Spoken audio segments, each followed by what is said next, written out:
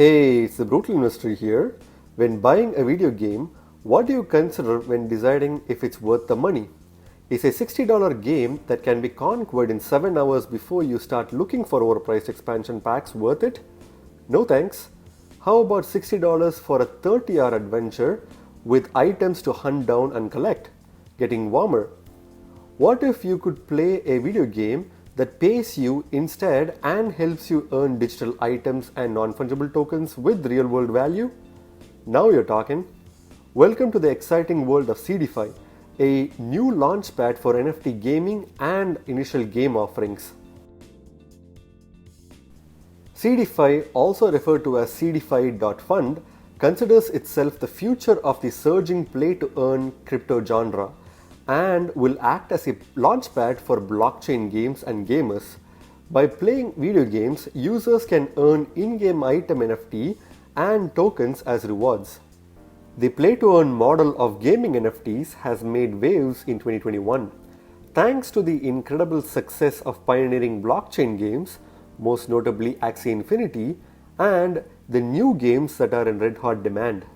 In 2018, when CDFI.fund founder Levent Sem Aiden became interested in pursuing his own startup ambitions, it was common for half of the initial equity to be taken by the equity firm, leaving little to no room to innovate or motivate developers through incentives. After years of becoming frustrated with private equity firms and their attitude toward crypto startup projects, fast forward to January 2021, and CDFI.fund was created to allow players to vote on decisions and the direction of proposed projects and innovative ideas. You may be wondering, how is this possible? No, you won't be selling your endgame account for a fistful of satoshis. Instead, by participating in initial game offerings, marketing and crowdfunding allows quality blockchain games to receive community support, creating an opportunity for participants to earn tokens before becoming listed on exchanges. CDFI is a new opportunity for the cryptocurrency community to break into another market of active users of the web who could participate in DeFi, staking, and blockchain support. The video game industry is now worth almost $65.5 billion as of 2021. So, how does CDFI allow swinging a sword or shooting a bow to earn you crypto or NFT? Before getting involved, it's important to know how to register and decide your level of contribution. The CDFI.fund ecosystem uses sFund, its Binance Smart Chain powered BEP20 asset, as a currency, allowing holders to stake it and earn incentivized rewards or invest it in order to get guaranteed access to launchpad allocations from token sale events such as pre-sales, ICOs, and IDOs. In order to participate in future IGOs or initial game offerings, a lottery-based system will decide what tier level you may join to decide your pool weighting for distribution. Weight refers to the likelihood your name will be chosen at random from a total number of names. If your weight is 10 out of a total of 100, your chance of being picked is 1/10. A higher weight will increase the likelihood you benefit from the IGO, be it tokens or NFTs. Staking requires that you purchase and commit sFund to a pool. The bigger the bag of sFund you have, the higher the tier you will be able to commit to. sFund can be purchased from exchanges such as PancakeSwap or KuCoin. Coins purchased on centralized exchanges like the latter need to be transferred to the correct wallet used for the next step. CDFI provides a helpful guide on how to complete the KYC process, as it varies based on your country. Tokens must be kept in a respective wallet used in the KYC process, then be used to interact with the launchpad. The verification is completed by BlockPass, a third-party verification process used for regulated industries.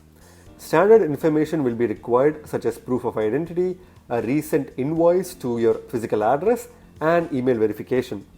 After completing your verification through BlockPass, your wallet can then be connected to the CDFI Launchpad and will then allow you to choose the pool of the project for your desired IGO. Each funded CDFI.fund project will receive 75,000 tokens from CDFI to create the fund in exchange for 3% of the respective project's tokens. The token distribution is as follows. 50% of the remaining pool will be placed in the funding pool for the project, 25% will be distributed to stakers, 15% will go towards the community involvement reward for CDFI.fund incubator, and 10% will go to CDFI.fund operations. A majority of blockchain projects use an inflationary method to stay sustainable.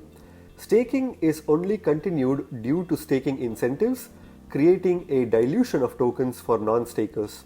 Eventually, the currency could lose value due to the constant creation of new tokens. CDFI avoids inflation by not creating new tokens and rewards tokens from other projects as staking rewards. This anti-inflation approach not only prevents long-term dilution of the staking asset, but incentivizes community members to commit to quality games and projects, as this will decide their staking reward. But how does a project become considered and selected to be funded? CDFI uses a decentralized autonomous organization, or a DAO, to govern its blockchain ecosystem and moderate its community organization. Rather than make decisions from top down, its DAO is governing through permissionless smart contracts to cast votes on important decisions and preferences. Big gaming companies making choices that players absolutely hate?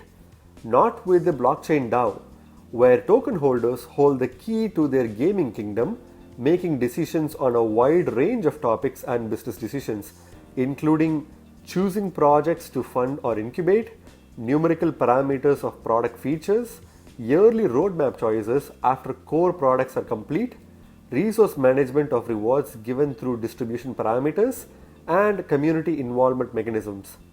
Currently, CDFI is conducting a DAO session for its 2022 roadmap.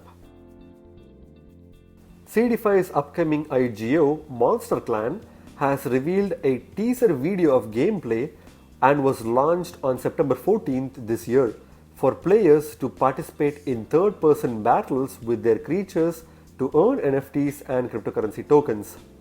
Monster Clan includes content such as unique island NFTs to train NFT monsters for battle, and massive diverse rewards for those successful in player versus player content. In-game NFTs can also be rented or sold to generate income. With games and decisions being made by the community based on investment, you can be assured each release will try to cultivate a cult-like fan base committed to creating an economy for all sorts of in-game rewards and currencies. So, what do you guys think about this project? Do you think it's a project that's worth doing some research into? Let me know your thoughts in the comment section below. And as always, thanks for watching this video and stay tuned for more videos like this in the future.